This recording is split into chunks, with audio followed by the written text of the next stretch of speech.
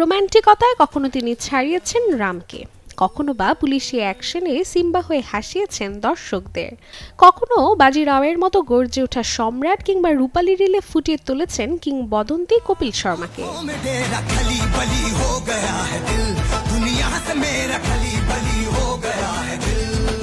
বলছি বলিউড অভিনেতা রণবীর সিং এর কথা, যার অভিনয় শৈলীর সাথে ফিটনেস আর ফ্যাশনেবল লুকে বুঁদ এই যুগের দর্শক।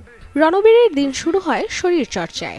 নিয়মিত জিম, কার্ডিও, ওয়েট ট্রেনিং এবং যোগব্যায়াম তার দৈনন্দিন রুটিনের অংশ।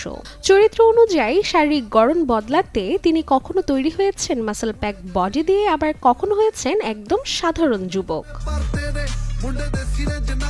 খাদ্যপ্রেমী হলেও রণবীর খাবারের সচেতন। শুটিং বা ফিটনেস ট্রেনিং এর সময় তিনি স্ট্রিক্ট ডায়েট ফলো করেন। হাই প্রোটিন, লো কার্ব এবং প্রচুর পানি তার ফিটনেস সিক্রেট। তবে অফ ডেতে তিনি পছন্দ করেন ইন্ডিয়ান ঘরানার খাবার, বিশেষ করে ডাল চাওয়াল। বলিউডের এই এনার্জি কিং এর ফ্যাশন সেন্সও যেন আলাদাভাবে আলোচিত বলিপাড়ায়। রঙিন পোশাক, আনকনভেনশনাল স্টাইল, কখনো ব্লিঙ্কি, কখনো ওভার দ্য টপ। বলিউডের রেড কার্পেট হোক বা ব্যক্তিগত অনুষ্ঠান, রণবীর সবসময় লাইমলাইটে।